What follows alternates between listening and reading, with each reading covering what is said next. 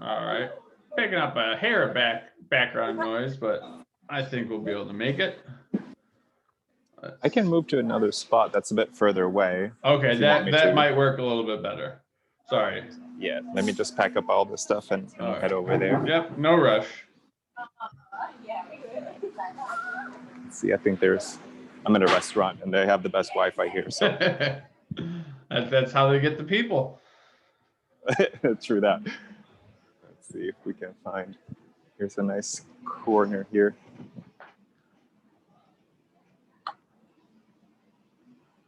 How's the sound here? Do you hear Wonderful. anything? Yeah, no, like... that sounds great. Cool. Let me just go and pick up the rest of my stuff and I'll be back. Yeah, absolutely. Cool.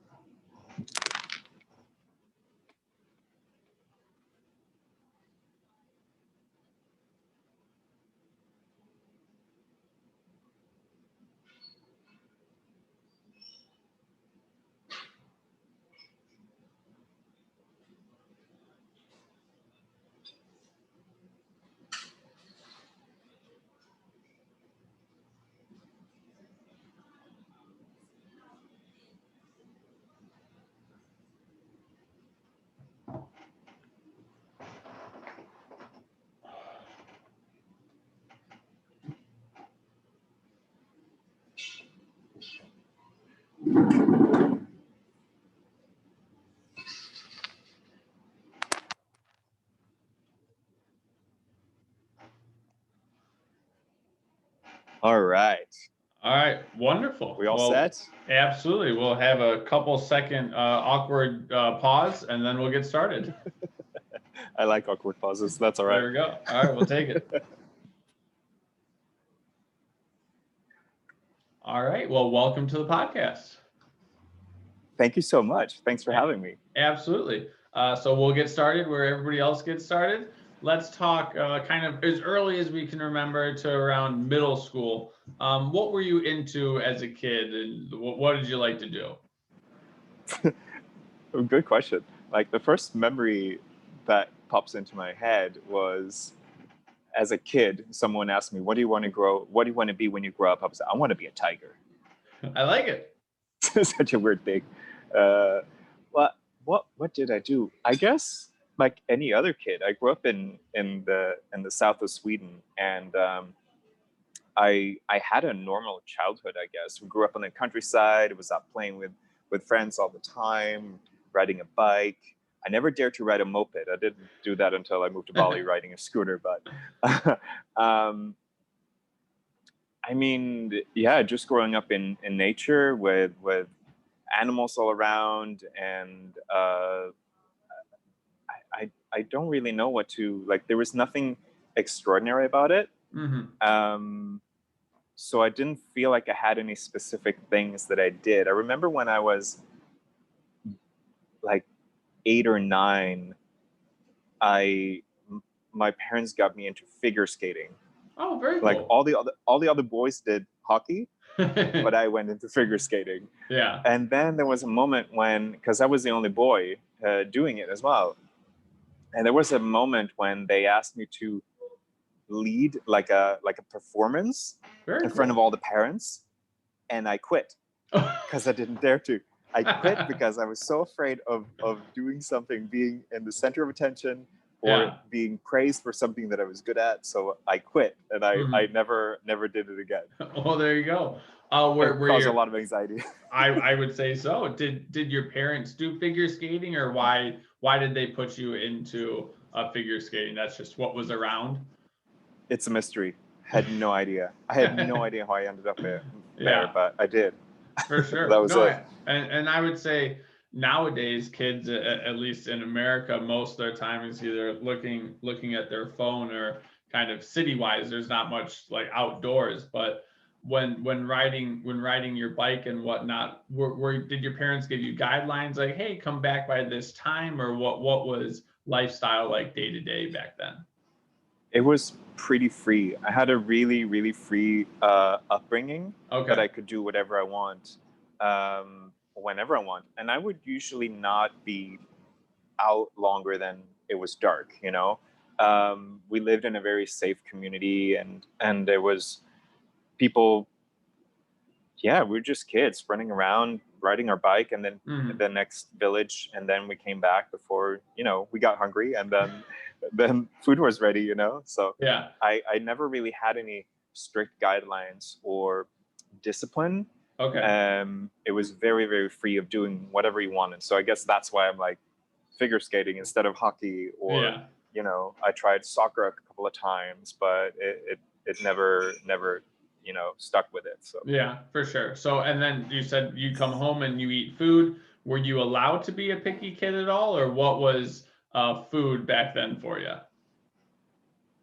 food back then, my dad was a hunter, so he like we would eat wild meat at least once a week, and Wow. that was like, oh yeah, like I've been a vegan now for about 12 years, I think, but Hmm. back then what was common was me going to the bus to get to the school. I would see my father in the greenhouse flaying like deer or Wow. rabbits or things like that, or pheasants, like plucking Hmm. them. So that was so common for me to see. And in our house we had 2 floors, and in the downstairs bathroom, in the tub, we never used it because that's where we put all the meat. So it was like it just, like, it was a stink of death, but Yeah. I was used to it. So that was Right. so common for me to see this.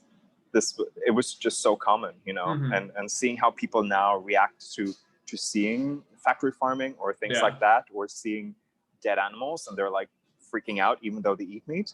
But for Right. me, it was so common. So becoming a vegan was like, oh, this is natural for me, and I'm not phased off by seeing those things. I just Right. know that this is not what I you know that's not in my favor anymore. For sure. So your dad as a hunter, what was that his occupation? Did he do that for the village, or what how did that kind of No, fit he in? was he was he was a marksman. Like he was doing he was doing competition, like Oh, shooting competition, marksman competition, okay. and he was in the military. So that was his whole career. And Okay. then he did hunting on the side, and uh, that was it. I don't think it had any massive impact on me. I never was into Okay. hunting myself, or uh, we have a different type of enlistment procedure in Sweden when it comes to the military. We all have to do it when we're about, what, 16, 17, Okay. and some kids stay on for a few months and do like a program.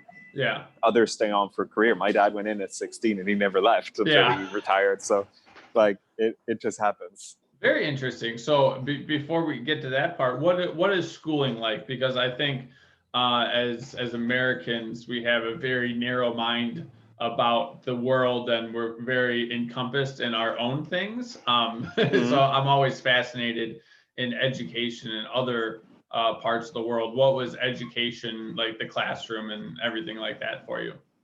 Sure. I think it's very freeing as well. Like I went into a regular public school, so seeing it now, I see it now with different eyes Okay. of what we are being fed in a way. Yes. But it's not like we're being forced into a view that isn't right or truth. It's like Hmm. this is a very general thing. Like I think in about fifth grade, which is what we're like 8 or 9 or something, Okay. we get to learn English, and then in high school we choose a third language. So English has always been part of our educational system, Yeah. and it's a very, very common structured school, I guess. What's so good about the education system of Sweden is that universities are free, and we even get like funding from the government when Yeah. we enroll into university. So that's a pretty good thing for our education system. We have different types of schools as well, like more Hmm. like private schools, and then like Montessori schools and different Okay. types of styles as well. But back then I was like, I looked at those because my parents and everyone else said that those are just for special kids. Yeah. Those are for like, and we thought, oh, they're the special ones. They're like, it's worse. It's not real. It's like, Yeah. it was just different. Now I was like, I'm going to put my kids in those kind of schools, you know. Absolutely. It's a completely different view on it. So I would say a lot of kids, especially in elementary school or middle school, and some in high school, you either really enjoyed school and learning and you could put your nose to the grindstone, or it was just something you kind of had to get through. What was what was school like to you? Did they always teach you towards the test, or was it more of just telling stories, or how was that part of school? Oh, most of it was prepping her for the tests, you know. So I was just, you know, moving through it. I didn't really enjoy it. Like certain parts I did enjoy, but mostly I just wanted, like, let's just get this over with. Like, I'm just here to, like, all right, what else you got, you know? So I didn't enjoy it. And I actually flunked out of high school because a little bit, I ended up in the wrong crowd. It was funny. I went from figure skating to aggressive inline skating. So I was like a punk in my high school years. Yeah. I was a little rascal. So I completely neglected my like I was ditching classes a lot, and my grades just like plummeted from that. So well, that was in middle school. So when I went to high school, I didn't have good enough grades to do what I wanted. So I had to work harder then, and that's when it was too late. I started to like make an effort to change. For sure. Well, let's go back to the inline skating. What is that in ice as well, or is that on hard surface, or what does that look like? Yeah, that's on hard surface. That's like on streets and ramps and like everything. Wherever you could go, it was like we were just skating around all on the streets and like escalators and hills and like just finding things to grind on and like rails and everything. And like, we went hard for about 5 years. Wow. And that's funny because that's a good amount of time. Yeah. Oh yeah. I was like, some friends were like, I came from a smaller town. So it was me and two other boys that were skating. And then when we went into the bigger city, we met all the other ones that are skating there. And they were like at just another level. And we were like, you can do that? I've only seen that on video, but they were like doing the craziest stuff. So we were like, oh my God, we got work to do, guys. So that was quite popular here, skateboarding and inline skating. And it really it really messed up my body like a lot. Like I could do a lot of, I noticed that I had a lot of flexibility then as a kid, but my knees got torn apart. Like I had constant pain in my teenage years. And my knees would like dislocate and things like that because they were just taking such a beating from that hard surface, and there's no suspension in the skates, so it was like just hard surfaces all the time. Just the knees were just taking a lot of beating. For sure. So at what point during the 5 years were you saying like, oh, okay, I need kind of a little bit of a change, or what does that look like as far as progression goes? Well, I had a falling out with the two boys that I was skating with. Those were my best friends, and we had a massive falling out, and I quit hanging out with them, and I stopped skating because of that. So I gave everything up, and I kind of reconnected with my childhood friends, and got into gaming more. So like started going to like we were sitting on weekends just playing video games and computer games for like hours at end. Just connecting all the laptops, and didn't have laptops back then in the 90s. But we having a nice LAN party. Yeah, exactly. A lot of LAN parties. Yeah. So what games were you playing? Counter-Strike. Quake 1. That was the one. And what else did we play? Jesus, so many things. Age of Empires. Oh, StarCraft. There we go. Yeah. Big Absolutely. StarCraft fan. Yeah. And then I got into World of Warcraft, and Oh yeah, that's a tough one to get away from. That was like, I lived in New York when it got released in 2014, and I was hooked. Absolutely. Like, that lasted for a good good 5 or 6 years as well, I think. Yeah, for the younger generation that will be listening to this, Counter-Strike is, I would say, pre Call of Duty. That was Yeah, that's what we all played as far as shooting games. That's what the exactly. gold standard. Yeah. So where did we go as far as school and whatnot? You mentioned New York. Was that in place of high school, in the middle of high school? When did that move take place? Um, it was right after high school. There was a couple of years where I didn't do a lot. I was just basically at home, and I was such a lazy little bum that was quite spoiled. And so I just wanted to get away from Sweden. I wanted to do something different. And I found this opportunity to become an au pair, take care of kids in New York. That's So fantastic. I applied. Yeah, so I applied and I went. And at that time, I hadn't finished high school. I didn't have a high school diploma, Okay. which was one of the requirements to become an au pair, especially if you were from Sweden. Like other countries, that didn't even have the requirements for them to speak proper English. So that was like, wow, okay, it's quite different, hey? Yeah. So I moved to New York, and what was it? I can't remember the year. I think it was it? Yeah, it was 2014, 2013, 2014. And I was like, okay, I'm going to live here. This has been my dream. I want to live in New York. I want to like base my life here. I want to become something, and I'm going to figure that out. So I stayed there for about 9 months before the agency that I traveled with, they contacted me and said like, hey, you lied to us. Like you didn't finish high school. I was like, no, I told you that. Yeah. You sent me anyway. So they were like, okay, we're just going to send you back home. We're going to pay for everything. Please don't tell anyone. And we'll, when you fix your grades, get back in touch with us and we'll send you back. And we'll set you up. It's like, shit. All right. My everything, like all of it, my dreams and everything was just squashed in like a week. And then I got back home and sitting in the car, you know, with my parents and seeing just the vastness of just plains and things that, like no buildings or anything. It's just like, it's very flat where I grew up in Sweden. Okay. And I was just like on the freeway, just watching, like, just emptiness. I was like, fuck. I had such an anxiety attack of like, I'm not where I'm supposed to be right now. Mm-hmm. And it was still the best thing that ever could have happened. Yeah. Because that's when I really took everything serious. I went back to community college. Okay. I studied up my grades and I got like perfect grades. I did that for about 2 or 3 years and like really, really dedicated everything to getting my grades up so I can get into university. So wow, that's great. So, yeah, it was needed.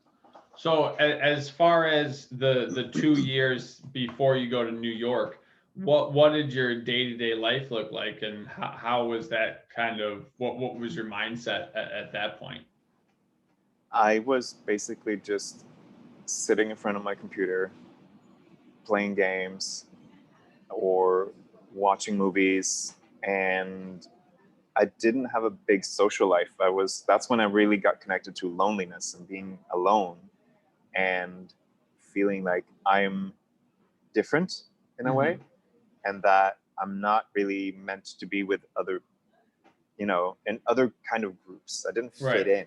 That was the thing. So I just spent time with myself a lot, and both that was hard, but also necessary, I felt. Yeah. So for those 2 years, I barely did anything. I was just staying at home and you know, reading books and watching movies, and to my father's dismay of like, why isn't he getting a job, and why isn't he out there doing things? And I would say back then I was fortunate to be supported financially, but also feeling like I never got like I said, I had a free upbringing, meaning that they didn't actually push me to do things either. They didn't force me or like encourage me even. They were just like letting it be. And like, I never felt like I got that discipline or could muster up the courage to get it myself. Right. While I was seeing all my friends were having like summer jobs or they did certain things because they had encouraging parents. And I'm not blaming my parents. They just didn't know better. Right. It was just the path they took. So did you have to go into the military for a couple of months, or no? So I actually we so we have a thing when we go and enroll that we can talk our way out of it. So we try to find the best way to talk our way out of it. So we went to meet with a psychiatrist to see if they felt like we were Fit. apt to take the tests and everything. Like we had to do a physio test and other things, and like and then like talking with a psychiatrist about our mental health. And I kind of went like, I guess now it's funny that you're reminding me of all this, asking me these questions, because I kind of went a bit overboard and said like I had no friends, I was very depressed, I was very sad, and They wanted to prescribe me medicine, like without having done within a 15-minute conversation. It's like, now I'm realizing it's madness that they would do that. Yeah. You know, it's like, you sound depressed. Here's a prescription for some medicine. And I was like, all right. I got out of the military. Yes. That was it for me. I was like, what, 16, 17? Yeah. I didn't care, but shit. That's like interesting now thinking about it. Yeah. And as far as healthcare goes, then, so if they prescribe you something, do you just go pick it up at the pharmacy and it's free, or how does healthcare work in that area? It's free. That's one of the good things about the Swedish system as well, because we pay pretty high taxes, so we have a lot of good benefits from that. So when I was when in my teenage years, one of the reasons why I felt lonely and alone was that I was a bit bullied in high school, because I had a underbite starting to grow. So like the balls in the jaw here, they become bigger, so they push out the lower jaw. So I had a big underbite when I was a kid. So I had to get an operation for that when I was about 20. Okay. So that really messed me up. I didn't dare how to smile. I just felt ugly. I felt like everyone was looking at me, bullying me, laughing at me. So that was a tough part. And so I had to go through a 5-year process of meeting with surgeons and psychiatrists and everything. Same thing there. You had to have an emotional bond to, is this actually both physically and emotionally and mentally making you feel bad, or making you feel like this is not actually benefiting you or helping you, and then you can get into to get surgery. Okay. So I got surgery for it when I was 20, and that was a long process of just coping with it as well. But that was all free. So I had free dental and like a free card for like all kinds of things. So the surgery was free, and everything else within the next 5 years was completely free as well. So like, we're lucky to have that. Yeah, no, absolutely. So what was there therapy after that, and what was kind of the follow-up for the next 5 years? No, not so much therapy, not in that sense. I had the surgery and it was successful, and I think it was more just the phantom pain and the phantom image of myself still having the underbite, even though I didn't have it anymore. Interesting. And it took me about 10 years until I was about 30 to dare to smile. Wow. You know? That's a long time not to be smiling, and very interesting, because when I first met you, I think all I saw was a smile. I know, right? Yeah. For sure. It's quite different. Yes.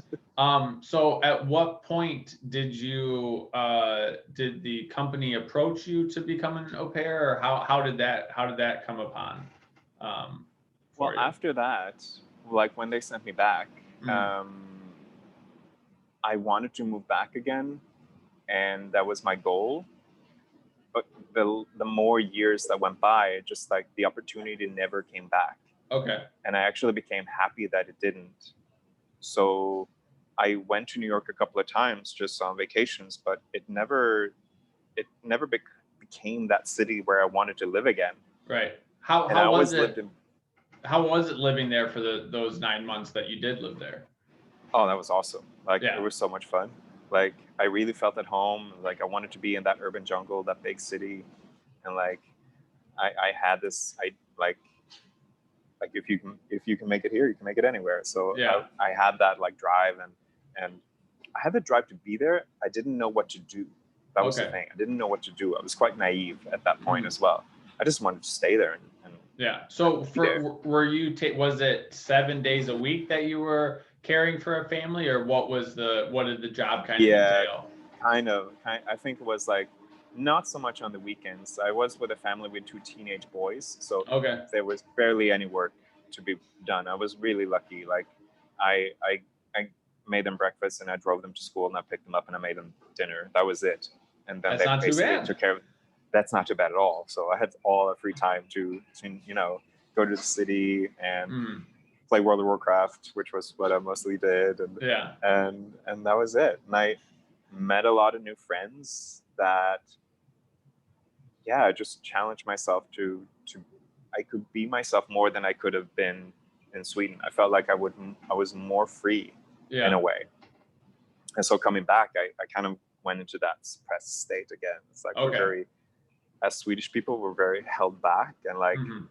we're suppressing everything and not really sharing our emotions or anything like that. And I am an emotional being and I Yeah. have to express that. So being in New York, it was like, oh, I can do that. And then coming back, it was like, Yeah. to like go back in.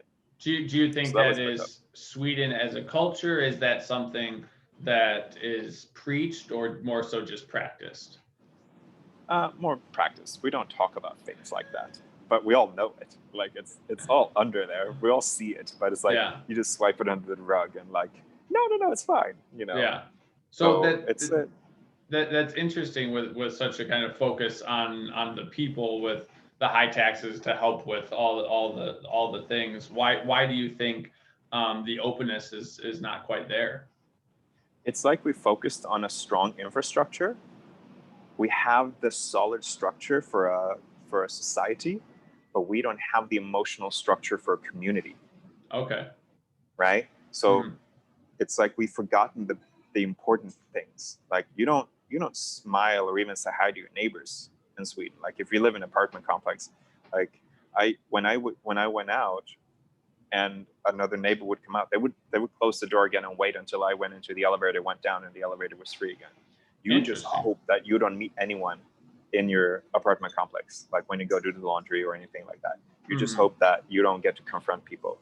We have this thing that we joke about as well, where if we are on the street and we see someone that we went to high school with, and it's like, for us, it's more like, oh shit, I hope they don't see me. I hope they don't see me. Hide. Don't look. And then they come Yeah. up, oh hi, nice to see you. Yeah, it's this kind of like reluctant Yeah. confrontation. Mhm. And in other cultures, it's like, oh my God, I haven't seen you for 15 years. Let's go and have coffee. Let's hang out. It's like, yes, I'm Yeah. going to cancel all my plans for today. Let's do this. But in Sweden, it's like, stay away, even though you're like, Yeah. yeah. Very interesting. I did not know that. Um, so I mean, you're this is what people say as well when they're like, when they meet Swedish people. But I've met great Swedish people. It's like, you met them abroad, right? It's like, yeah, there you go. We yeah, left. yeah. Very interesting. So kind of through all this time, you did the inline skating. After that, did you have any physical practice while you're in New York or anything like that? I think I went to the gym a couple of times with another au pair, but that was so infrequent. And Yeah. no, I didn't. I actually, that was, I'm always been lucky. I've always been very skinny and I could eat anything and Hmm. without being affected by it. So I had a very unhealthy diet, like Hmm. basically just kebab pizzas and burgers and sodas since I was like 5 or whatever. Yeah. But when I lived in New York, that just like, it's just like, it was just amplified by, Yeah. fivefold. So I started gaining a lot of weight. Okay. Um, when I lived there, it was just like my health just deteriorated because I didn't have any movement practice. Right. I ate just junk food, and it's so cheap there, So it was like just going to Wendy's every day or eating like big pastrami sandwiches that were like this fucking big. It was like insane, just Yeah. drenched in mayo. It's like, oh my God. So that was quite intense. Yeah. So we're in secondary school or community school, and we're not going back to New York. So what does life have in for or looking like at that time? When I got back, I decided to like get my grades up. So I went to community college. I went for about 3 years and really studied hard, because I was like, okay, I want to get into university. All my friends started university when they were 20. Okay. They were like far into their career or whatever, and I was like, okay, I'm a late bloomer. I've always been. Let's do this. So when I was about 27, I'd done all the grades. I've gotten good grades, and I could get into whatever I wanted, basically. So I started studying. I moved to a bigger city in Sweden, in Gothenburg, and I started studying English there. And that was another like way of me stepping into more of who I am today. Like I got to be more of the creative person. I was always writing something. It was poetry or stories or something, and I was like, okay, I want to write. I want to like get this out there. So studying English was like, okay, let me read all the classics. Let's get into more of the details of the English language rather than just like being having it as a second language, but more like, okay, let's dive deep. So I did that, and just moving to another city, meeting new people, and seeing that I could finally be a person that was the high achiever in school instead of being the one hanging out in the back and just like hoping that it's recess or end of the day. So I was the Hermione Granger of my class, basically. I was like everything. I had to ask and question everything, and that's I'd always wanted to write like poetry. And then one of the teachers said that it was so cool. It was like, poetry is dead. Like, we're not going to write the way we've written before. It's always changing. It's like now it's a different era for different things. I got so confronted by it. I was so triggered by what he said, and yet he pushed me into a direction. Yeah. Not directly, more indirectly. He pushed me into a direction of writing for movies. Like I started writing screenplays. Very cool. And so, because I always my inspiration was never really literature, where I like reading a lot. It was film. Like I always watched so much film and was so like I dove so deep into it, and I realized all those years that I was lonely and spending time with myself, I was always watching TV shows or movies or something, and I was like in that fantasy world, that realm of like creation and creativity, and I was like, oh, this is where I belong. So I changed my path from poetry into screenwriting, and I started writing a lot of screenplays, and I started studying film instead after English. So when you study film, is that English film, or what type of film are you studying? Well, we went through the classics and mostly like European and American film, but definitely you could like branch off into to other parts as well. So, but it was mainly European and American film. What were the classics that were being shown or reviewed? Oh, it's like the old expressionist era from Germany, like in the 1920s. Oh, okay. We went back like to 1890, like the first films that were out, and then we did that every decade. Basically. Okay. So that was like we went deep into that history of film. Yeah, absolutely. And so that's when I found out, like, oh, this is what I want to do. This is how I write. I write technical things. I'm not trying to elude anything. I'm like, this is it. I was like writing more specific things, and like, yeah, that's when I was like, whoa, okay, this is my path now. So yeah, that's where does that lead as far as writing for films? Is that something that they say, hey, we need a lot of writers here? What are the options as far as going through school? After? It's so hard. It's so competitive. Yeah. Because it's like you have to be so lucky meeting the right people at the right time, or having I don't want to say talent, but like discipline and awareness. Yeah. And have studied so much and have a really, really good story to tell. And so, especially in Sweden, it's like you only get like financed if you're in the top 5 directors, and they're mostly white male, of course. So it's like if they've already done films and they're already making money, they're the ones that get state funding for their next film. And all the indie filmmakers, they get nothing. So it's like they make no budget films, or zero budget films Okay. to try to make it. So you have to make your own film, and hope that someone of importance sees it, and Yeah. then they get into the right hands and stuff like that. So it's so competitive. It was Mhm. like, it was a lot. So Yeah. did you have a lot of films that you were trying to make? Was there just one that you wanted to really make happen, or how did that work I've out for you? Right now I've done 3 screenplays Okay. that I'm really proud of, that I find like this is good shit. So Mhm. I've still a confidence about them being like, yeah, this can be like great movies. But I have about 7 other films in my head that I've already, or that I've written down a little bit the synopsis for, like, that I can definitely like write Wow. and finish. Mhm. So yeah, but Yeah, no, I was just gonna say, as far as screenplays goes, a lot of stuff these days are either reruns or reboots. There's not too many. I wouldn't say not too many, but as far as original films go, there's not a lot of them going on at the moment. Do you feel like that kind of hurts or helps your chances as far as getting in front of the right people? well, one of the films that I have is a Viking epic. Okay.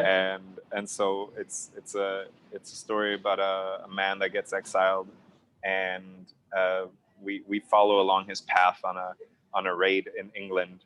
And what I wanted to make with this was, because every time I see a film that takes place in like Egypt, but you have white English speaking men playing the roles, I'm like, They wait, seem to what? do that a lot. Yeah, it's like, it's a typical thing. It's like this poor broken English, you know. And then when I saw Passion of the Christ and Apocalypto by Mel Gibson, that he had them speak in the original language as close as you can. Yeah. So I wrote with the intention of having this Viking film in the original language that the Vikings spoke in when it's set in like in the 800s or 900s, you Mhm. know.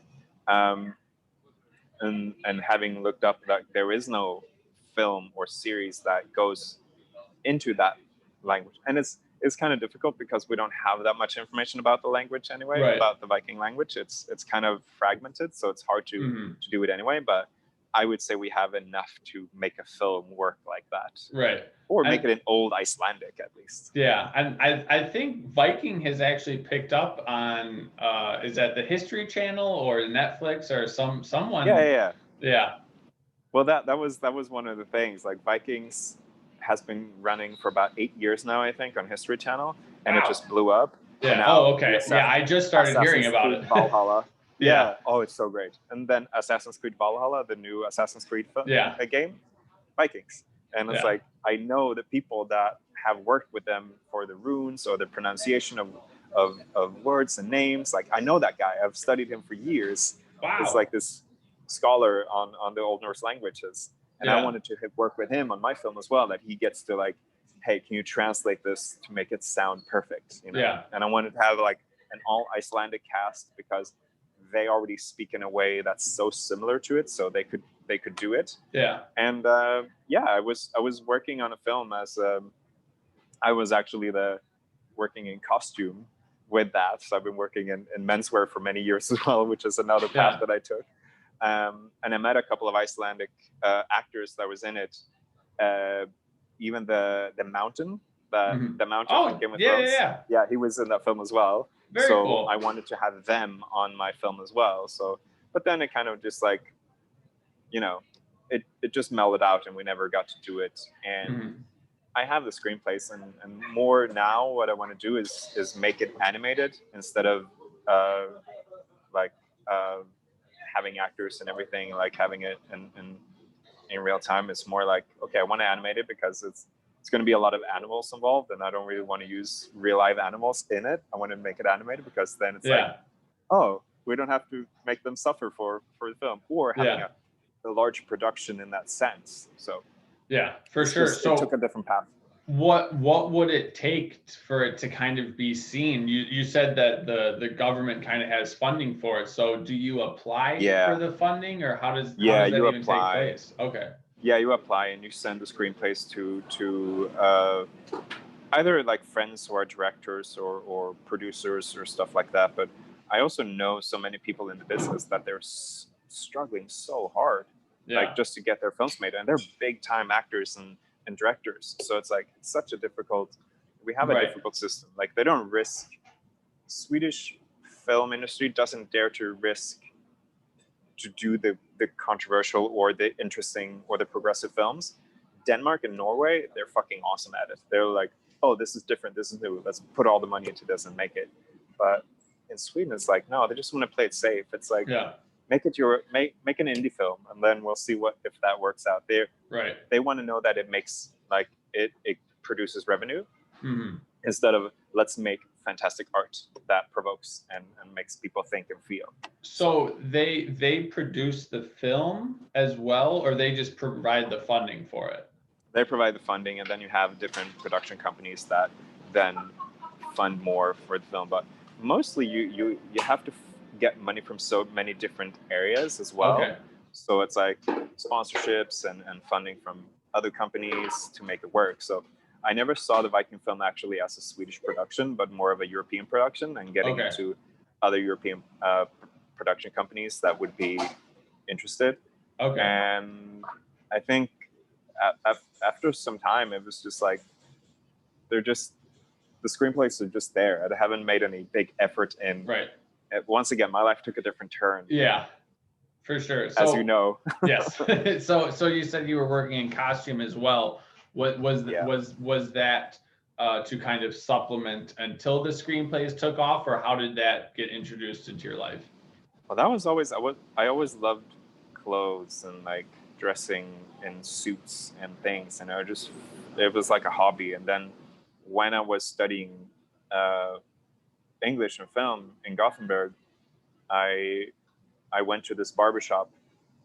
This was before I even had a beard, but I was like getting my pompadour like styled and everything. Yeah. And the guy at the barbershop, he had just opened it a few months earlier, and he's like, dude, can you style like my models? We want to do some shoots. And I'm like, yeah, let's do it. And so I got to be their stylist because he just trusted me that you got great style. Why don't you do the styling? So we did, and did some big shoots with him. And the clothes that we borrowed from was a local, really like independent tailor and like menswear store. So I got to work with him. So he hired me to work in the store. Yeah, so I did that during the weekends, and was a stylist. And then that kind of became more of a bigger thing. And all of a sudden I'm just like walking around in suits all day and like getting tailor-made clothes, and like it just took a path, you know? Yeah. So as far as style went, we haven't really discussed that at all. Where did your style come from? Is that something you've always just had, or you're looking for? Or that was just kind of who you were? It was that constant seeking of something outside of the norm, outside of what is going on with what we can see. It's more like I was just curious to see like, oh, how does this feel? How does this work? And so I always had this curiosity. And I was just curious to like have nice clothes and like, how does this feel? And that made me feel good dressing up. And and that was a fun thing, going out to like clubs and like in a tie or a bow tie. And then I had this period where it was like almost like a 1920s like dandy. Okay. So there was like spats and suspenders and like high-waisted pants, and it was like it was quite a lot. Mm-hmm. So and that was based off of your own inspiration. It wasn't some magazine. It was that was coming from you.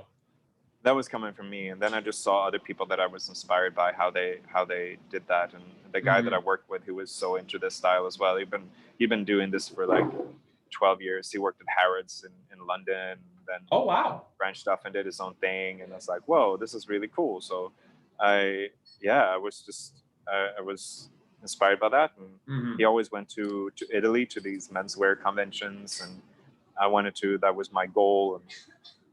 And then there was at one point when that was the same year when I was like, okay, I want to work more in the clothing industry, and like, what can I study? What can I do? And then that was the same year that I became vegan. So that whole thing changed the way that, okay, I don't want to have I was selling clothes like that was, you know, calfskin Yeah. or you know, cashmere or Angora rabbit. And it's like, then it just felt wrong. Okay. So my path from there was like, how can I make these clothes more sustainable Hmm. and not made from animals? So at So what was the reason behind going vegan? I saw this film, Earthlings. Uh-oh. Me and my partner at the time, we saw that, and it was right before Christmas.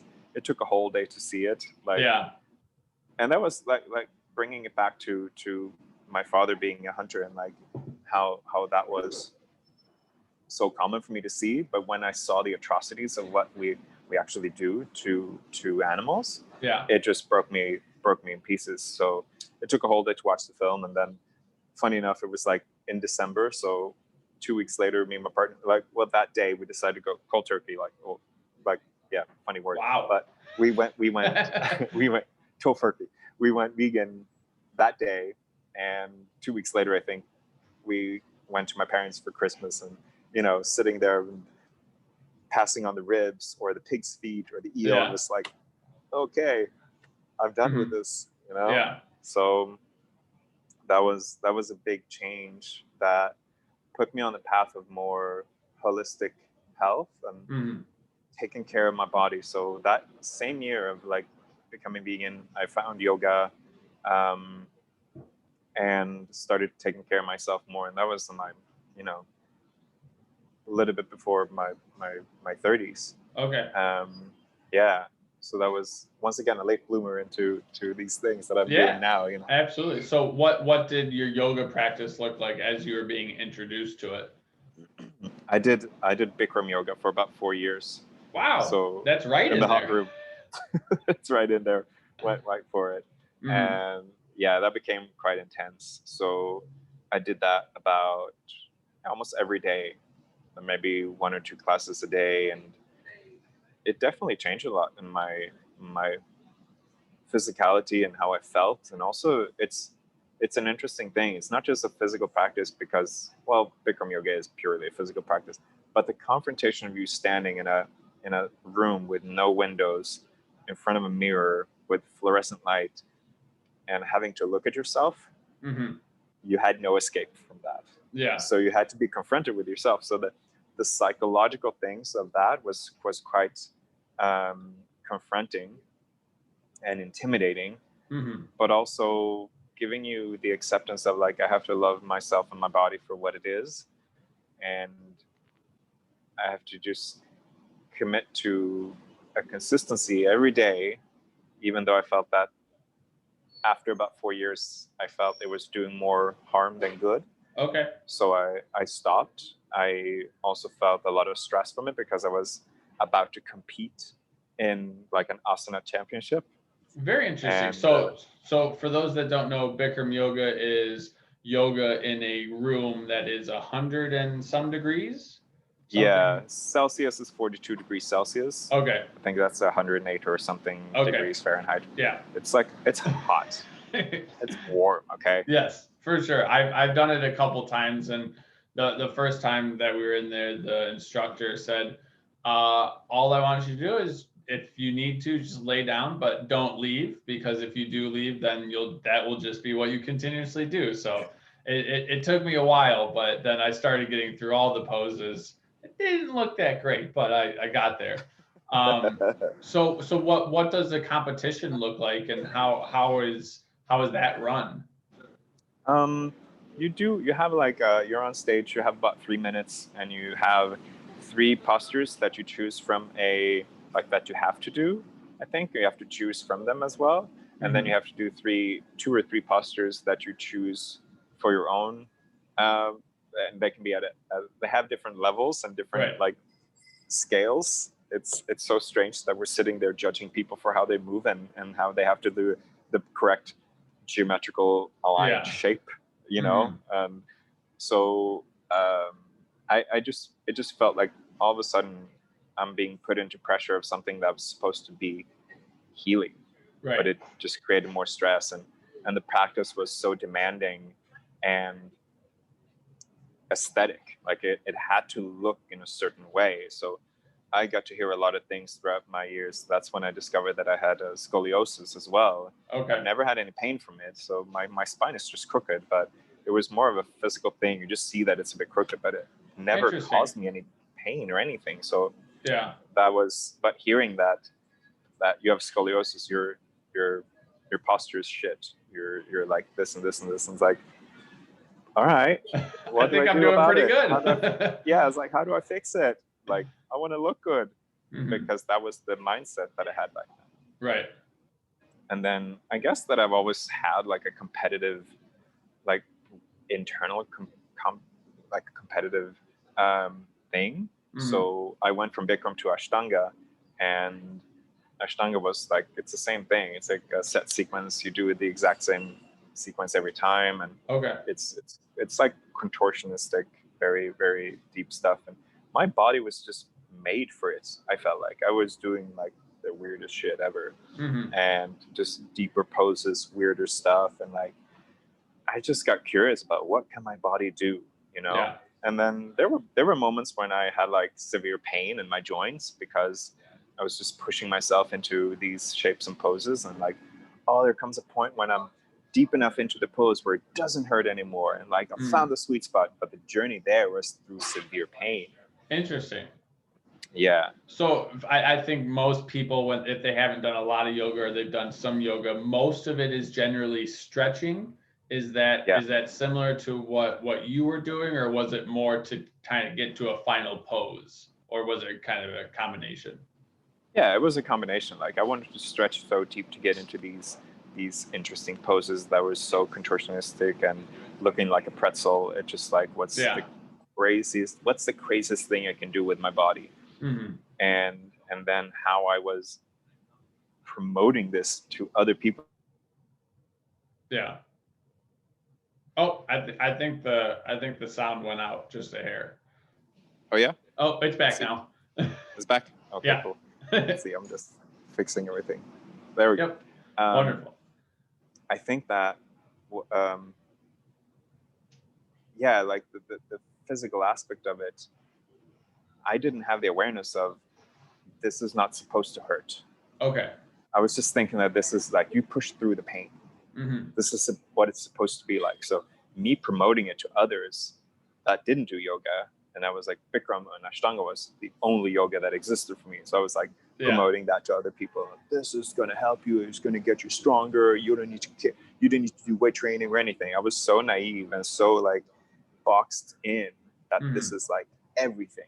And it was like so different. So were you also teaching, or you were just taking a bunch of classes all the time? No, I was just a student. I was not teaching at all. There came a point where I did some exhibitions when we celebrated another year at the studio, and we would have like a evening there. They would ask me to like, hey, do you want to do some poses for people that they can watch? I'm like, all right. And once again, that, you know, from the ice skating thing to like, now they were like asking me to do a performance, and I was like, I wasn't freaking out. I was actually okay with it. That's great. Know? So that changed. And I was like, I was daring to show up for myself and be at the center of attention. So the being so shy and being so afraid of, you know, in public spaces and everything. And all of a sudden I'm just doing things that I love, and I'm not caring that there were like 30, 40 people sitting in a circle watching me. It's like, but that, once again, it came back to that aesthetics. Like we had to look at people doing crazy stuff,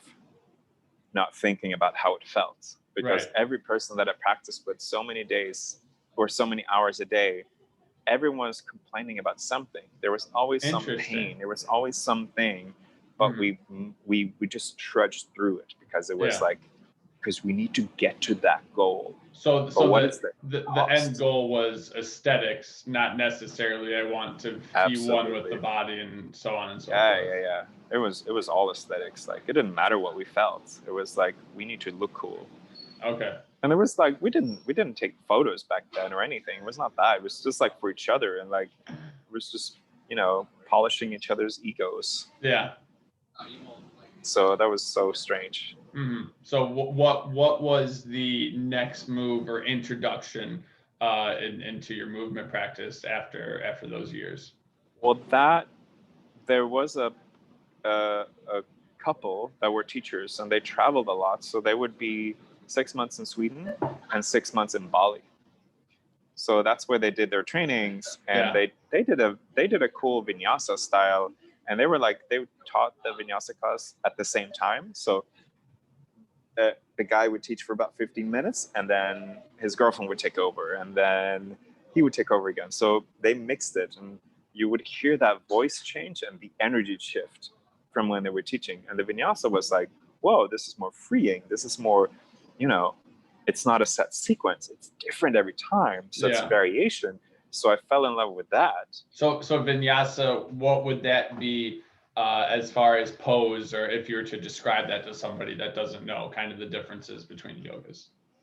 Well, it's movement with breath. So it's like you take like a breathing in, lifting up your arms, exhaling, folding forward, inhaling, halfway lift. So you did sun salutations mainly, and then you did a bit of a free flow. You kind of made up your own kind of sequence. And then you would do, warriors or crow poses or handstands, or like it was a different focus every time. So maybe this was focused on the hips or the back bend or stuff like that, or twisting. So it was always different, and that was the fun part. You never knew what was going to come next, which is what in Bikram, and Ashtanga. So you were always kept on your toes, literally being like, oh, what's coming next? And then you started to figure out the teachers that they had their own patterns and everything. So after a while, it's the same thing every time anyway.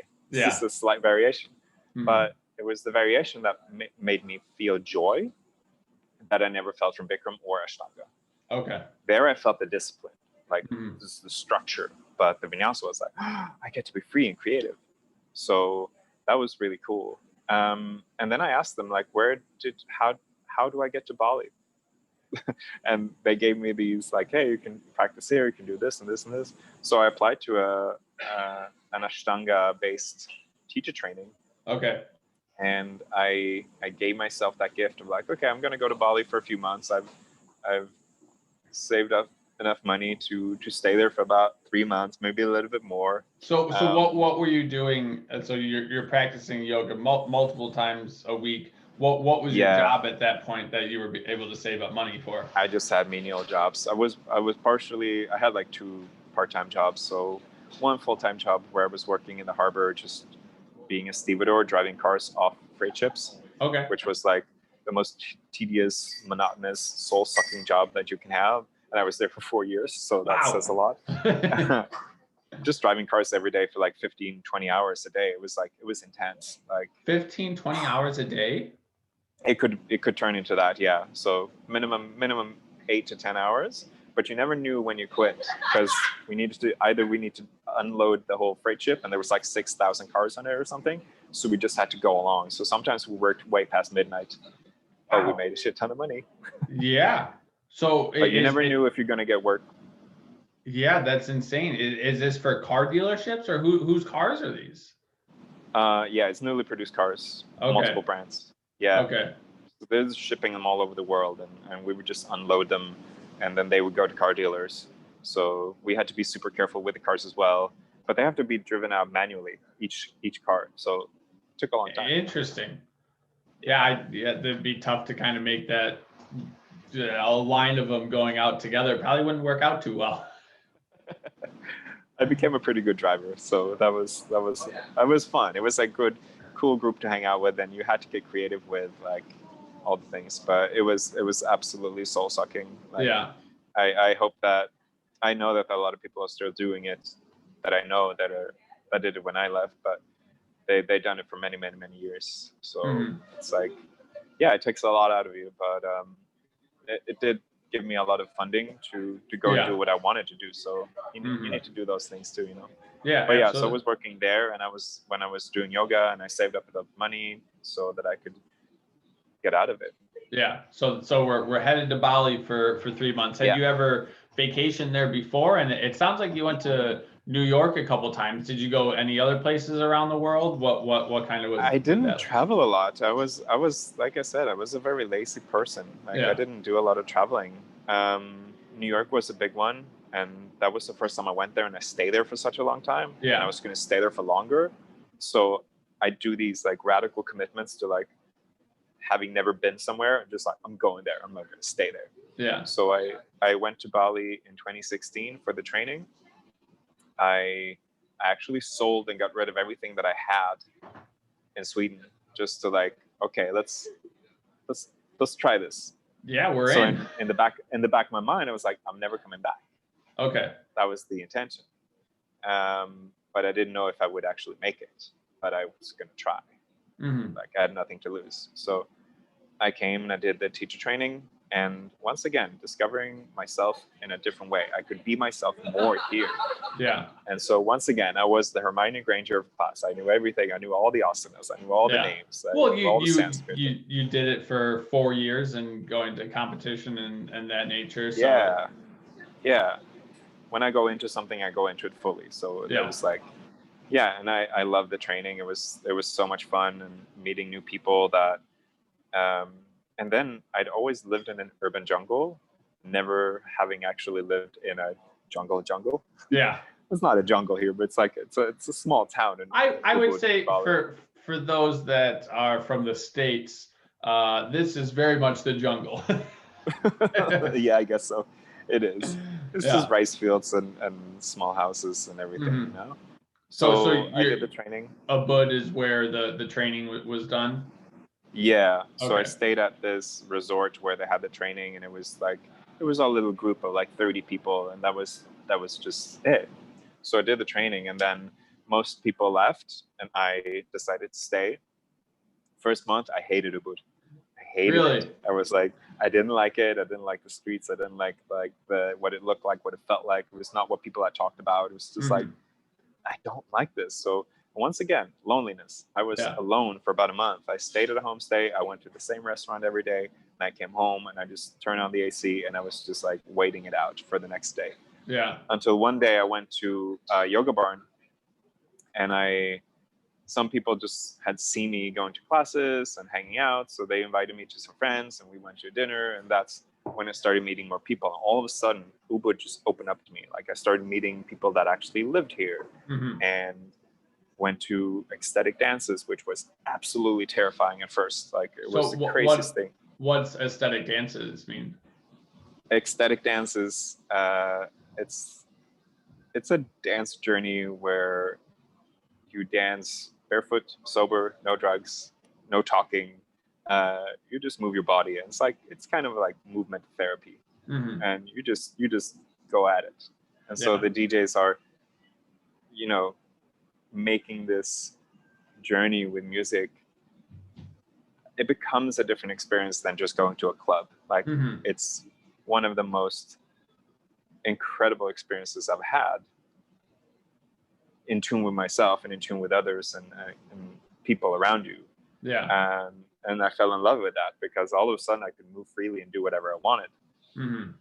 And the things that you feel and go through when you dance, and like everyone's on that same level of expression, it's such a cool experience. Yeah. So I started doing that, and like it became like, doing it 2-3 times a week, just going out dancing. So Friday nights, Sunday mornings, and like in daylight, kids are around, and like we're all just dancing and going wild for about an hour and a half, and then we calm down, and then we go and sit and chat and eat and things. So what was the culture difference as opposed to working 15-20 hours a day?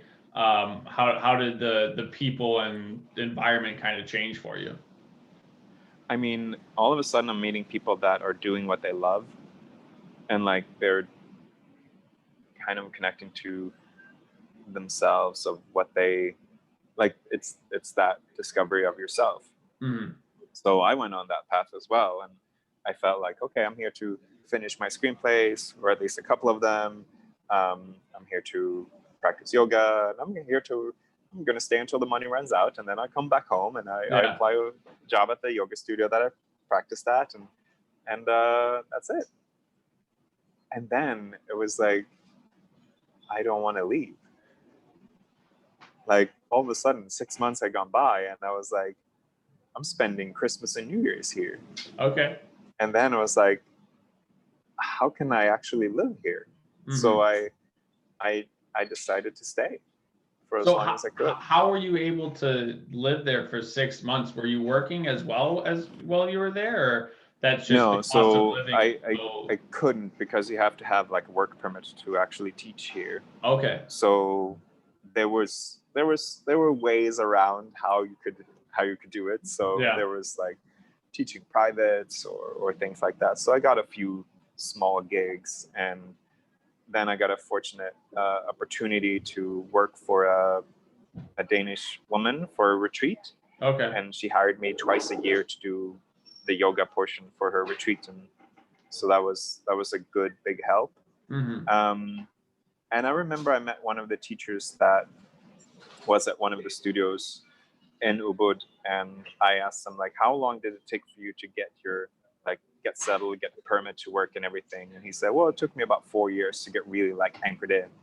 And I was like, okay, I'm gonna make it in 2.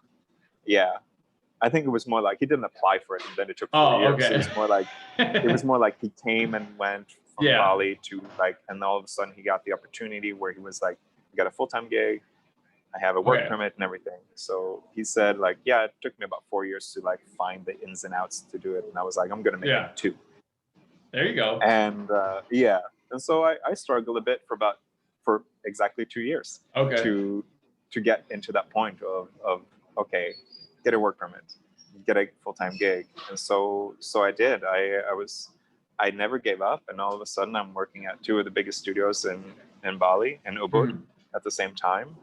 And I just realized my dreams. You know, I had a beautiful house that I stayed in for about 4 years, and I started teaching yoga at Yoga Barn and Radiantly Alive. And all of a sudden I was like, not working more hours than I did working in the harbor, you know, but like not 15 hours a day, but teaching 4, maybe 5 classes a day, sometimes workshops as well. Yeah. And I was just loving it. Like, this is what I've been working so hard to do. And I was like finally thriving in like that realm. Where did you sorry to interrupt, where did you come up with your practice? Because when I met you in 2019, I was very excited. I was looking through the program, see what everybody had going on, and I saw your practices. I was like, this is more my style. This is something that I'm about. So where did that come from? Well, it's funny, coming back to that idea of when I did the Bikram and Ashtanga, and I was always in pain, and it was mainly in the joints, and like, this is not supposed to be this way, is it? I was always questioning it. So I always questioned whatever I taught. I never actually taught Ashtanga. I never fell in love with it. I never wanted to give this to other people because it felt so aesthetic. It felt like I'm trying to box people into molding them into something that they're not supposed to be in. Right. So I can't remember how, but I found mobility work somehow, like mobility being that the active strength of your body. What can you do without any type of load or passive stretching or whatever? So I found the FRC, functional range conditioning, and I started seeing them on Instagram and like all these coaches and teachers and doing these interesting things. So I started practicing it and feeling like, whoa, this is actually helping me, and it's getting me more in touch with my body. Finally, a different modality that gets me even closer to myself, even though it's mainly physical. Like, it's purely in the exterior realm of your body, but I felt more connected to myself than ever.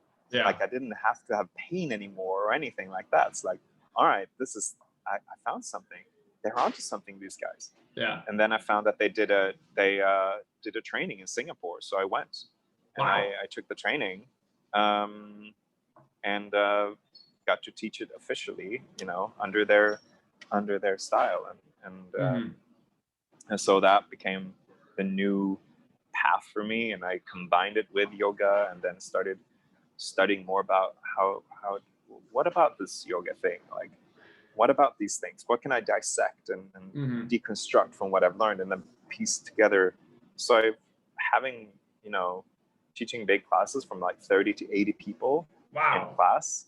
Yeah, that's between minimum 40 people per class at Yoga Barn. It's pretty, That's like, me. it's big. I'm glad I went to Radiant Alive. That that class was much more intimate. Not as Yeah, many and people there. even thinking about it now, what has been going on for the past year, just thinking about having 80 people in a Right. yoga room, it's like, Yeah. it's quite like, how can we even imagine that now? Mm. But yeah, that's when I started figuring out, like, hey, how can I make this class accessible to the person that is doing their first class, that is probably in joint pain and have no idea how to deal with it, and Yeah. then having my friend who is a handstander in the front and not have him being bored. Yeah. So I found these ways of creating these sequences and ways of, like, I can make that person challenged by doing the simplest thing, and I can make him challenged by doing Yeah. those simple things, but adding a little bit of different variation to it. Oh, Not saying like absolutely. you do a different pose, but saying more like, what can you feel more out of this? And so I started to learn more about the body, how it works, and what it actually needs, and what Mm. every individual has a specific, like, they have their own needs. So what can Yeah. I do to make this practice personal while doing it in front of a big group of people?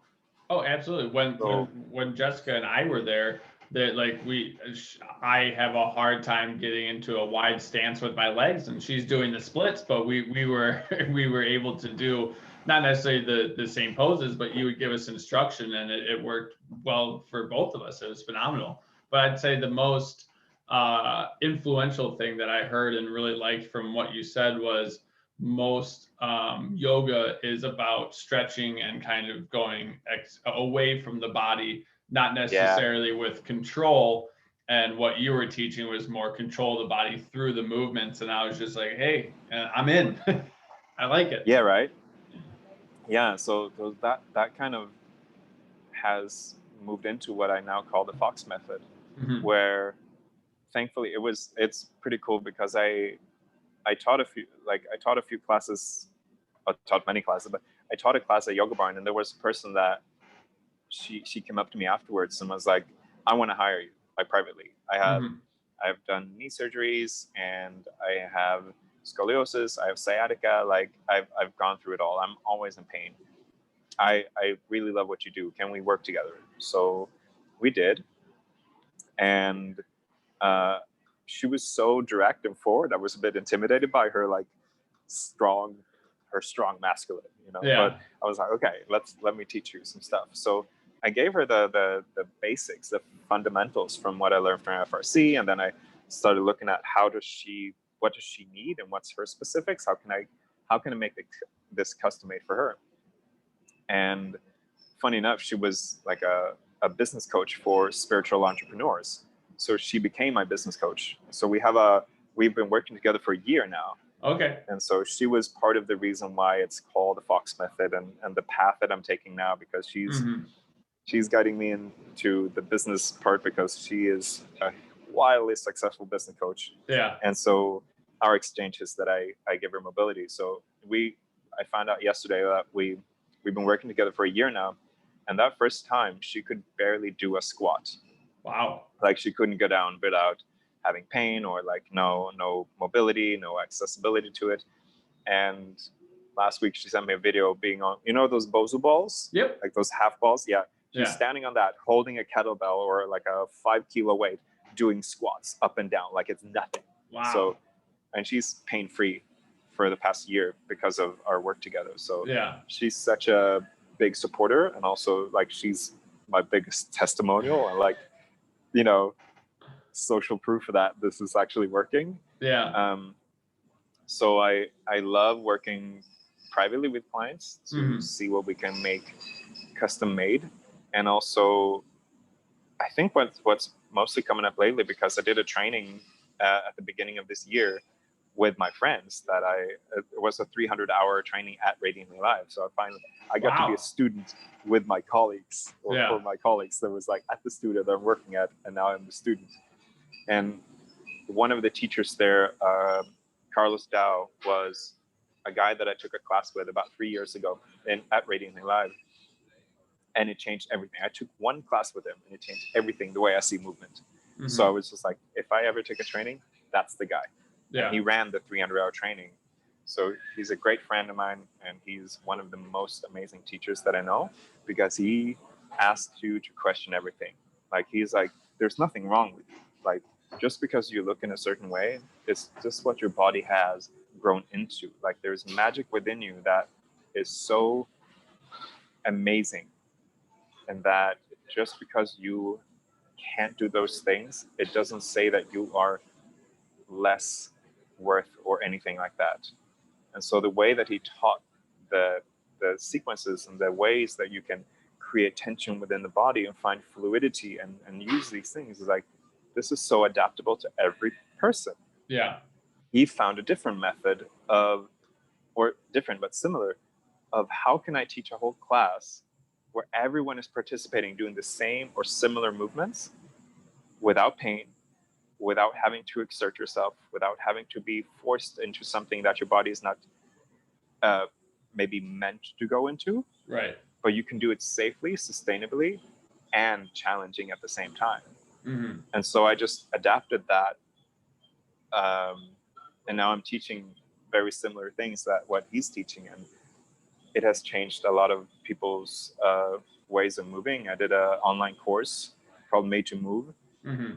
And people were like, there's a way of I call it setting the sails. Like you're setting the sails of the body to catch the wind, to catch Mm-hmm. gravity, so that it's not about finding that physical alignment or aesthetics. It's more about, it's a feeling. It's creating tension that basically set all the sails in the body so that you catch the wind and you can flow with it.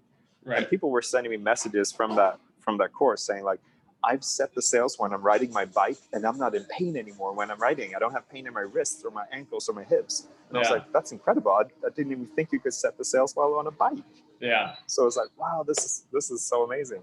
Mm-hmm. So I'm constantly hearing good feedback of these things that I teach. And sometimes it's really hard to explain what it is, because it's not what I've been moving away from more. It's like, a friend of mine who is also a student, when I just got back from Singapore after the FRC training, he told me, I would be curious to hear what you think about FRC 6 months from now. Mm-hmm. Because right now you're preaching it like it's gospel, like it's the only system that works, it's the only thing we should do forever, and yada, yada, yada. 6 months later, I'm questioning it myself. Yeah. Like it's still a system. Like we need to take the best parts from whatever system that we have been, dealing with or fed into. Right. Take the best parts, put it in your pocket, and then leave that system. And find out that you're not part of a system, you're not part of a dogma, you're not part of something that is some other person way before you invented, and then is telling you that you're going to do this because this is the right way. Right. So I started feeling more into that as well. It's like, I don't feel like this is wrong or right. It's more like, what is it for you? And take whatever you like from this and make it your own. Yeah. And so for me, the Fox method, even though I call it a method, it's your method. Mm. It's for your experience. Yeah. It's what you can figure out on your own. And basically, one of the things when we ended the training, we had spent, 22 days intimately with each other, just a group of 12 people with Carlos for so many hours a day, and him teaching so many things. And we're just like, our mind was blown every day. Yeah. And then at the end of it, he's saying like, you guys realize that I've taught you nothing, right? It's already there within you. Yeah. And we were all just crying because it was over and everything. It's like, and he's crying, and we're all like, oh shit. But it's already there. Mm-hmm. It's just waiting for it to be uncovered. Yeah. And no matter what it is, whatever it is, like whatever it is that you're wanting to do, for me, I found a way to like, if you're a handstander, I'm not gonna, or if you want a handstand, I'm not the person to teach you how to do that. Right. Like I don't practice that myself, but I can help you get healthy wrists and elbows and shoulders. Mm-hmm. Like I can look at the aspects of it, the parts, and help you work with that to get those parts stronger. Mm-hmm. So the whole becomes more accessible. Yeah. Like if you're a dancer, I can help you to access the things that are needed for you to feel better in that. Yeah. Both the fluidity and the rigidity. Mhm. So it's not about me teaching you a method or a system or a dogma. It's more about how can I help you to guide you to uncover it yourself. Right. So You know? what's your, not necessarily ideal client, but a majority of your clientele that's coming to you that you work with? For the past year, it's been people that have a lot of joint pain, Mm-hmm. or they don't have access to certain things like normal human movements, like a Right. squat, or they can't move their big toe, or my wrists hurt from doing office work every day, or stuff Right. like that. Even now, one of my good friends he does pure weight training, like Mm-hmm. he's a gym rat, and so I'm teaching him mobility because he's 8 years younger than me, but he rolls out of bed like an old man. Yeah. And he's in pain.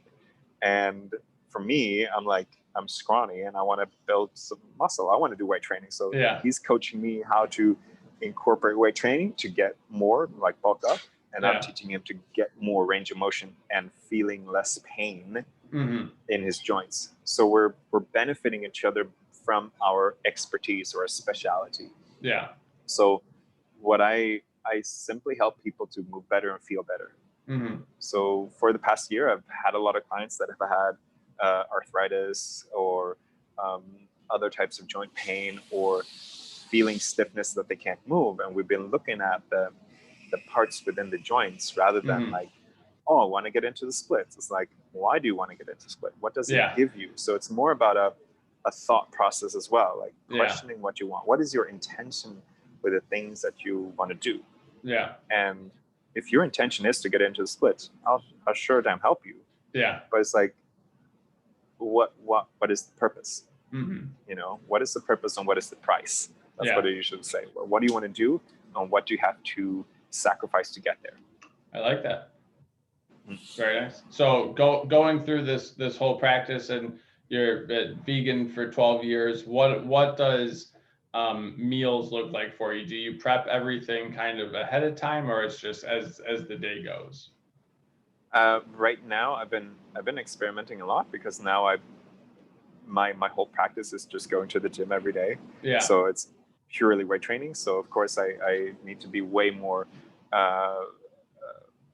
aware of what I'm consuming and ingesting. So right now it's mainly like protein smoothies, Mm-hmm. and then 2 solid meals a day with not so much carbs. I did a lot of carbs and tried that path, and it just didn't feel like it was helping. Yeah. And I'm constantly reading and watching people talking about that, and it's like, there is no one way for everyone. It's the same Correct. thing with yoga. There's no specific one fits all kind of yoga. So it's the same with dieting and nutrition. So it's like I'm trying to figure out what works for me, because knowing myself and my body, how I can eat basically anything and it doesn't really affect me, it also has that same demise that I can consume all the good stuff and it still doesn't really affect me. So it's like I'm trying to find out what actually works. And I feel like I'm on a good path now with both energy-wise and everything. Mm-hmm. Thankfully, my girlfriend is a chef and she's so into that movement as well. So once again, I give her mobility, and she like helps me plan the meals and create all of these things. So it actually works out. That's wonderful. So I think a lot of people, when they want to they want to look like you or they want to look like Arnold, they're all like, okay, what are you doing exactly now? But I think a lot of people kind of skip over the last 10, 20, 30 years of someone's life on kind of what it took for them to get there. But then another thing that people kind of don't look at is mindset. Now, you said when you were working on the barge or getting the cars off, like it was mind sucking, and then you were working the similar amount of hours, but you were doing something you loved. Exactly. How is that kind of playing in your head through your everyday life? Are you kind of grinding, or is it more of a I'm happy, so I'm doing these things? Oh, definitely. Like I remember before COVID, I was doing about 20 classes a week. Hmm. And being in two studios, I would have maybe a 15-minute break between one studio to the next. So I had to rush away to the next one. Yeah. And one day I did 4 classes and a workshop. So I was working from 8 a.m. to like 8 p.m. constantly. Yeah. But I loved it. The Mhm. only thing that actually caused like anything was like I got a sore throat because I was speaking for hours and hours at end. Yeah. And it was just different. Like I would go from teaching a yin class or teach a mobility workshop for 4 hours Yeah. to go and teach a yin class. So I had to like really like cool down my voice and everything because I couldn't go and like, you know, do the mobility voice Right. in a yin class. So it But is a yin class. What would the kind of category would that fall in? super restorative, super calming, relaxing, barely speaking at all. But it's like it's just you also have to be there with that presence, that energy of like I'm calm as well. I can't just like shout out commands like, you know, stay there for 5 minutes. You know? Yeah. It's more like just stay here and relax, breathe into it, Mm. and that just had to change a lot in the energy. But I've always been kind of a workaholic, so I'm finally doing something that I loved after so many years of doing something that I only did for money. Right. And now the money just became like a byproduct of I get to teach every day. And so Mm. this last year, because I had to like transition into online, that I don't get to connect or have like these direct Right. classes every day or connections every day, it really I miss teaching. So Mm-hmm. it's been, and I think all of us have missed it and having to change into something different. And it's also been like a blessing. Like Bali has been so different and calm for the past year, and we still have the ability to live a very good life here. Yeah. We were really lucky to be. We haven't had that many. I think we had like a lockdown or like a curfew Right. in March, but that was it. And since then, we've been able to do whatever we want, and like Really? we're living life like normally. Yeah, the locals are of course suffering because it's 80% tourism, right? So Yeah. but what has been seen now in the past couple of weeks is that a lot of people are coming in because they get a specific type of visa, so you can stay for like longer Okay. instead of just a tourist visa coming in and out.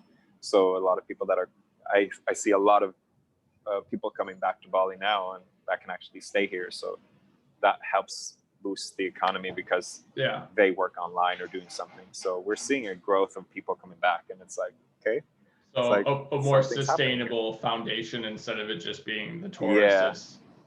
Oh Yeah. yeah, it's changed a lot, and the locals, the Balinese, are very creative. Instead of like, oh shit, what do we do? Like they've gone through earthquakes and volcanoes and like with bombings as well. So it's Yeah. like they adapt, which is Mhm. the cool thing about the people here. They adapt. Yeah. So they've changed their way of working, and like we see more locals out on the beaches and like Hmm. going traveling in their own island because they're not forced to work all the time, Right. so they can do all the things. So when we're going out, you know, going on the beach or surfing, you see locals just hanging out, and like Yeah. that's so rare. It's mostly Hmm. just Westerners, No, but now absolutely. that's changed a lot. Yeah. Well, So that's really really cool to see. yeah, absolutely. When I was there, I would say annoyingly asked the same question, like, "Hey, what do you do for fun?" And Yeah. that seemed to be a very hard question to even answer. I don't know if I was using incorrect words. Obviously, they were my own words. That was English, but it seemed that they would go to work, they would go home, and then they'd go back to work. That seemed to be Yeah. what a lot of the days were. Yeah. For sure. But then also as far as expenses goes, we were there for, I want to say 16 or 17 days, and Yeah. it didn't cost us too much. It was quite it was quite lovely. It's very affordable.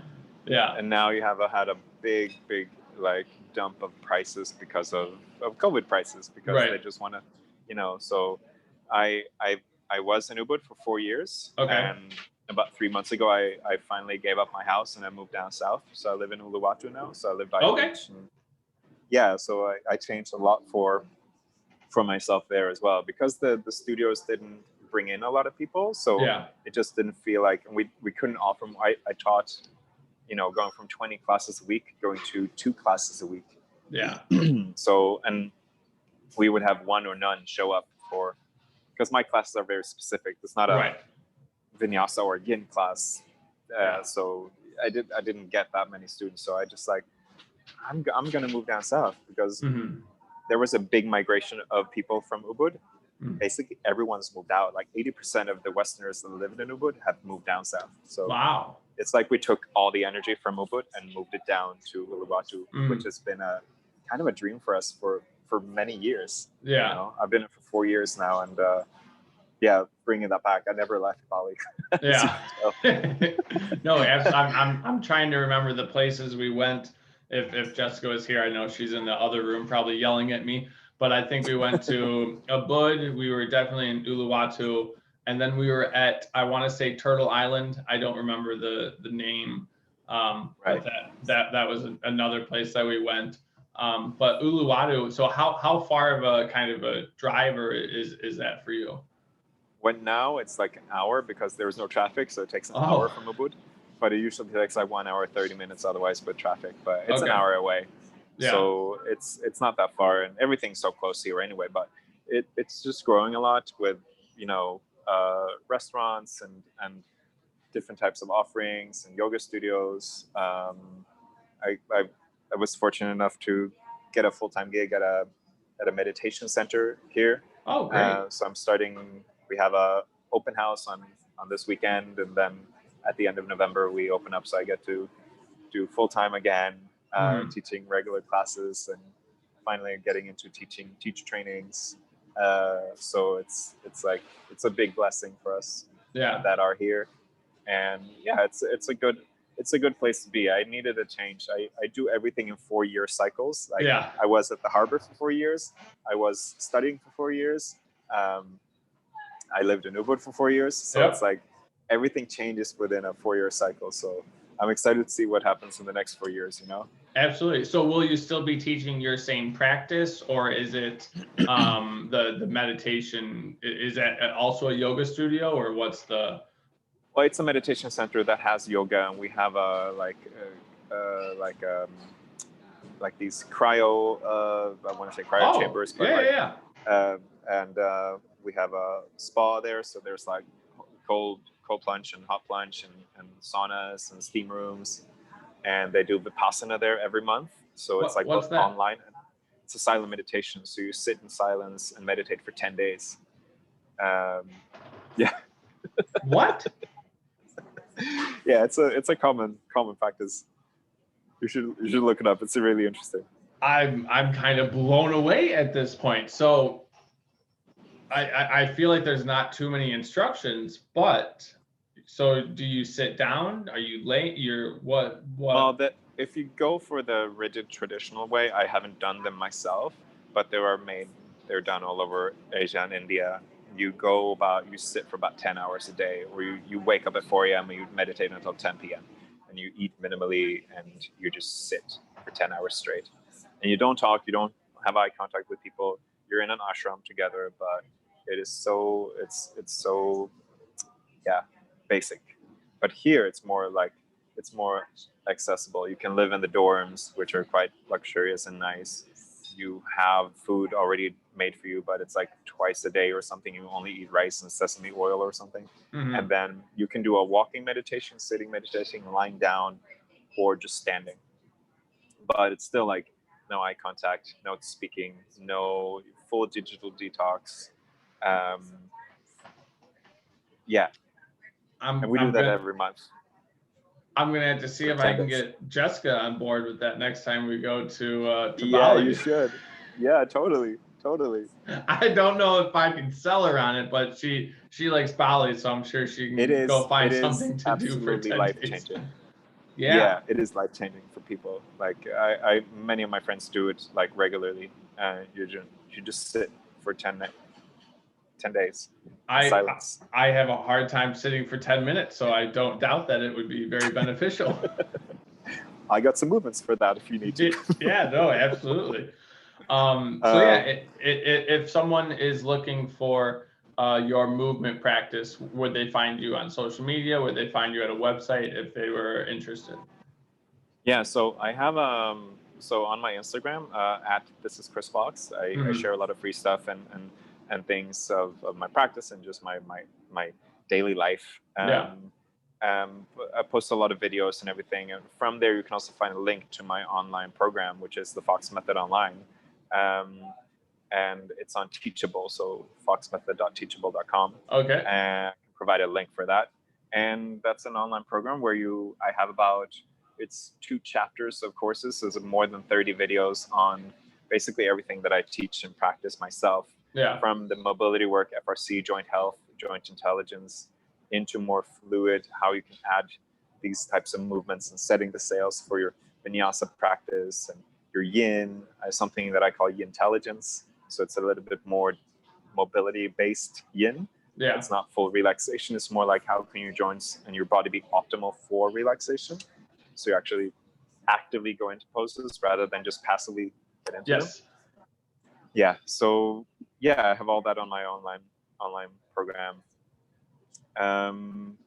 Yeah, those are the main platforms that I use, and so make it simple, Yeah. Do you do any virtual clients one-on-one, or most of it's through the Teachable? Most of it is through the Teachable. Like the private clients that I have here, it's more like one-on-one, that we face-to-face, that we meet each other and see. Yeah, in person. Haven't done so many virtual ones. I haven't figured out the right method, so to speak, to make that work. But I definitely take on clients that are on the Fox Method Online program and need more specific help. I'm always there to help, Right. So, yeah. Wonderful. So we'll end with the last 2 questions that everyone else gets.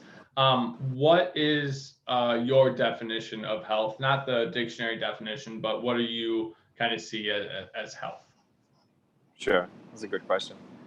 I would say that there is an awareness and recognition of everything that you feel, and that whatever you put in benefits you, whether it's nutrition, thoughts, movements, what your emotional state is, and that it also brings out in a healthy way, that it's not in a suppressed way. So whatever thoughts, words, emotions, movements, actions that you put out, it is of benefit to you and of others.